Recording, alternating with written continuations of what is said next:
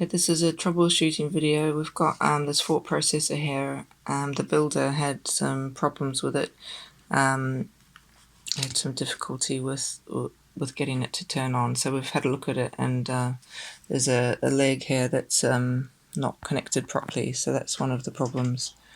And then we have solder joints which were joined together on the chips. So that's going to cause all sorts of problems with not connecting and short-circuiting and things like that, so that needs fixing. And then these joints here are also joined together, which shouldn't be.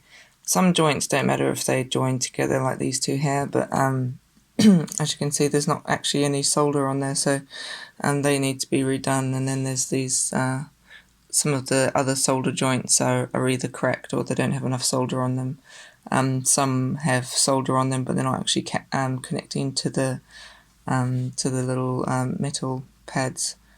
So I'm just going to go through and give it some more solder and try and unattach those joints that are joined. So with the legs, for them to kind of stay in properly, you kind of need to put quite a bit of solder in there just to make sure that they're okay. And add more solder. It's important to add more solder because otherwise you might end up with a sort of dry joint.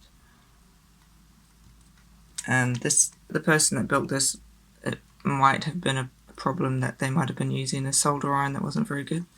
That might have caused them some of the problems that they had. But it's still good though, because it's fixable and the problems aren't particularly bad. They're just like, it's not like anything's been ripped off or anything like that, so everything is fixable. And you know, soldering generally is not that tidy, so it's just a case of kind of tidying it up a little bit more. And this joint here has got too much solder on it, so I'll just like reflow some of that. Let's do those two joints that I mentioned before. These two it doesn't matter if they touch each other, so we've got two joints that are clearly like very close together like that.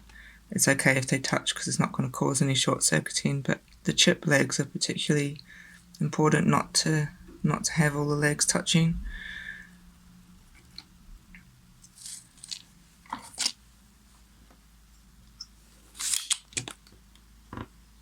Sometimes you can just sort of put the soldering iron in between the two joints, and that will separate the solder. And other times you have to use a solder sucker, which I've got here ready, but these ones have been okay so far.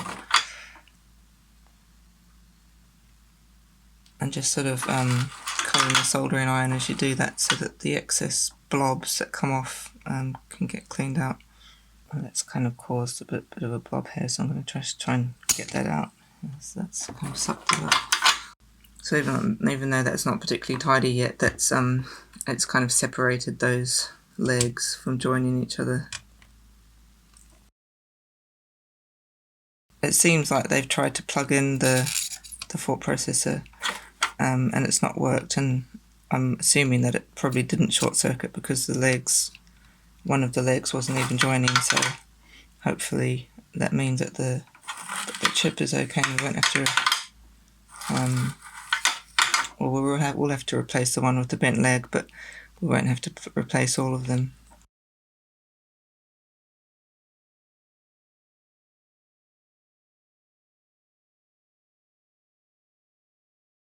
Some of the solder joints, they were kind of melting the solder onto the component, but not onto the board. Yeah, if you don't heat up both the pieces of metal that you're trying to solder together, and it tends to just stick to one or the other instead of both. And that sometimes is just because of a bad soldering iron, but even with a good soldering iron, it's never perfect. It's also, if the board's not clean, sometimes it's usually a good idea to clean the board first with alcohol or something. Before you solder, it's good not to handle the board too much with your fingers, because it leaves bits of grease on the board, and that can stop it from connecting. But yeah, if you think it's got too much grease on it, just clean it with some IPA. And like I said, you have to be careful to make sure that all of these joints not dried out, because what happens with the solder is that the more you kind of put the soldering iron on it, the more it dries it out, so that there won't be a good connection. Like that one just sort of lifted it right off, so it was already quite dry there. But yeah, it's not like it's too far gone. It's just it's a person's kind of first attempt at soldering, so it's still quite good. Yeah. One of the hardest things is when someone puts the component in the wrong place, and then you have to actually get it out, and that can be quite messy, and sometimes it can lift the pad off the board, and then that causes more problems.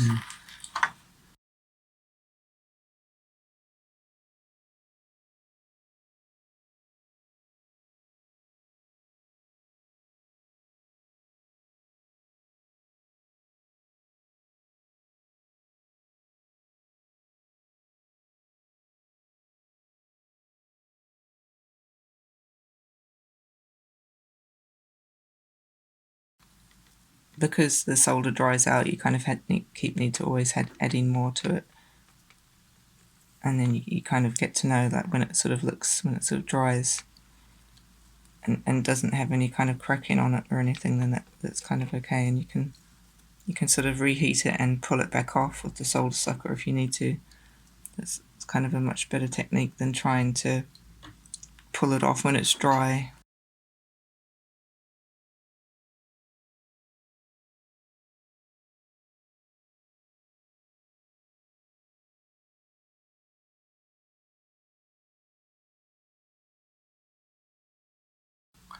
Just going through and resoldering some of these little ones that sort of didn't have enough solder on them.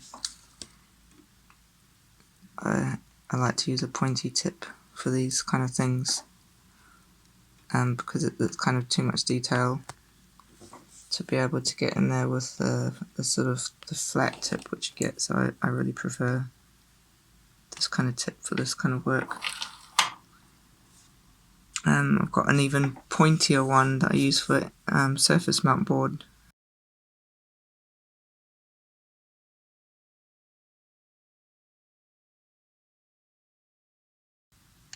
What we're going to do is get it to some point where it's kind of good enough where we can test it, where it's not sort of perfect, but we can, fix up some of the more cosmetic problems afterwards and just test that it's actually going to work.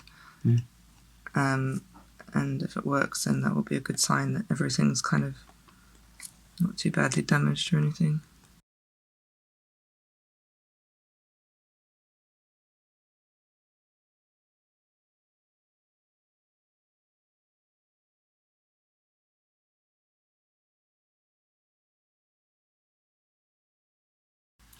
We'd usually have a fan on to get rid of the fumes, but just for this video we've not switched on because it's too noisy. Yeah, health and safety first, obviously.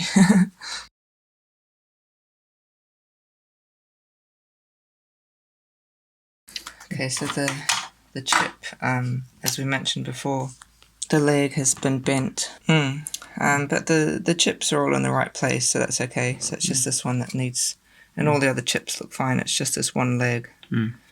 So that can happen sometimes where you just sort of bend it and then it gets damaged, so that's kind of what's happened there. It's good to kind of do it gently rather than forcing it in, and just sort of, press them until they look straight. So as you can see, that leg has not only bent, but it's kind of just bent completely over like that. So I think the easiest thing to do is just put in a new chip, which we have. So going through and just cutting off some of the legs. It's best to cut them off pretty close to the board, just because if they're sticking out they can end up bending over and shorting out on something. So when you chop the legs, you can kind of see things a bit better, what's going on. Yeah. I think when there's like a huge blob on them like that, I just sort of try and get the solder off and then chop the leg off. Oh yeah. Like on that one, so I won't try and chop that one.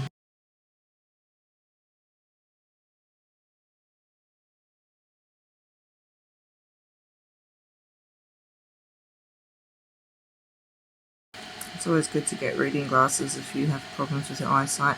Yeah, it's quite hard to see somehow, because the solder's shiny as well, it somehow hard to You see. don't always see Sometimes them. you look at it and it looks fine, and you look again and you see all these blobs you didn't even notice because the light shining on it makes it hard to see what you're looking at. If you just heat up the solder and the component, what happens sometimes is it just attaches the solder to the component and you don't get any attachment to the board, so you're not going to get anything working if that's what's happening. But I guess it's kind of just sort of showing that things can be fixed, and the reason we're doing this video is just sort of to help people with their own troubleshooting. If they're experiencing the problem, how they might be able to go through and have a bit more confidence about fixing stuff, and kind of realising that when things get messy it's not the end of the world. Like, you can often still check and go through and make sure everything's okay. It's a good idea if you do make a mistake or if you need to desolder something to like take a break first.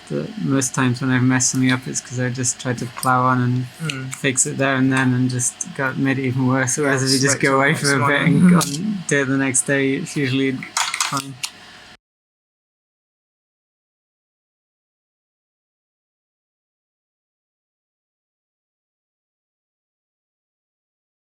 If the circuit does work and then you notice it suddenly stopped working, sometimes what's happened is that a solder joint has cracked, and you can just go through and reflow it.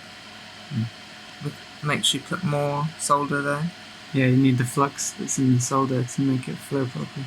You can add flux as well, like it's all about thing, flux, but it's kind of messy. But yeah, it does work if things are really not sticking. You can just add a load of flux.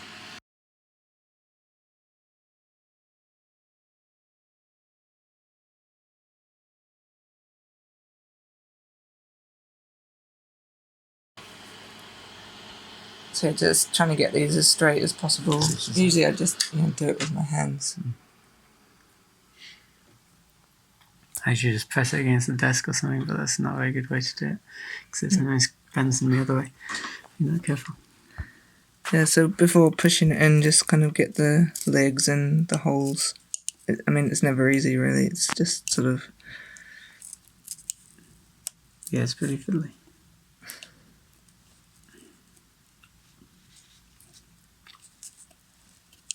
There, knot's bent. Yeah.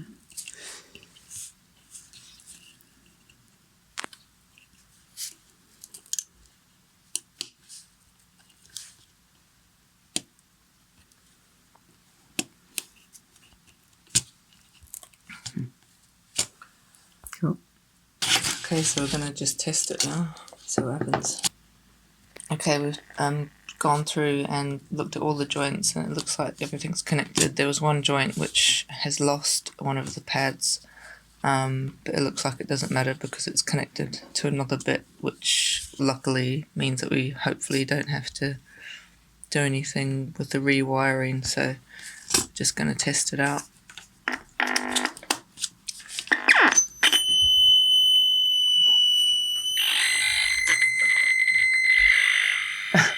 Sounds interesting.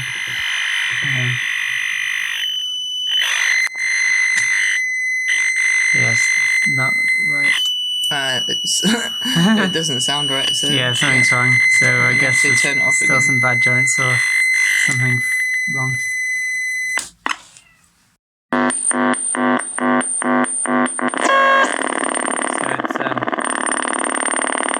It's doing something, but not working. Still not working right. The light sensor isn't working at all. It's making.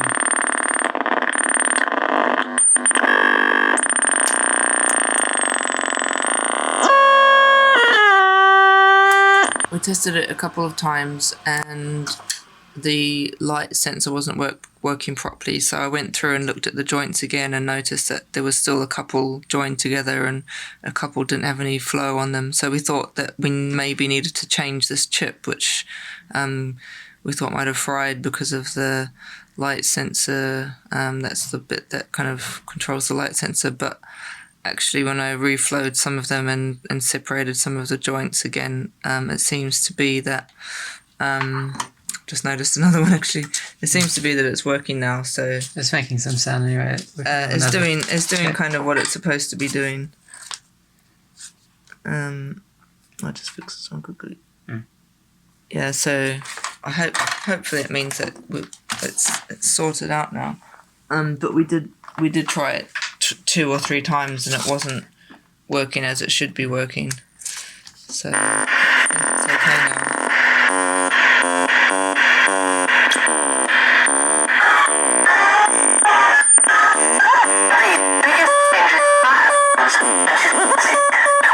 The light sense is working now.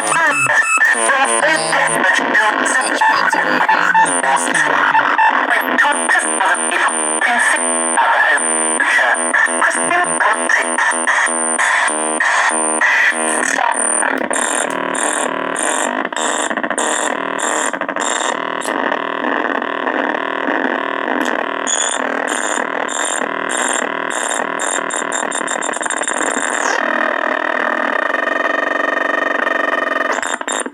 It's pretty much working okay now. So we've tested it and it works well. We've tested the input. All these knobs seem to work okay. The LDR is working okay. The touchpads seem to work okay, although they never do anything that dramatic. But it's, you get some sort of change in sound.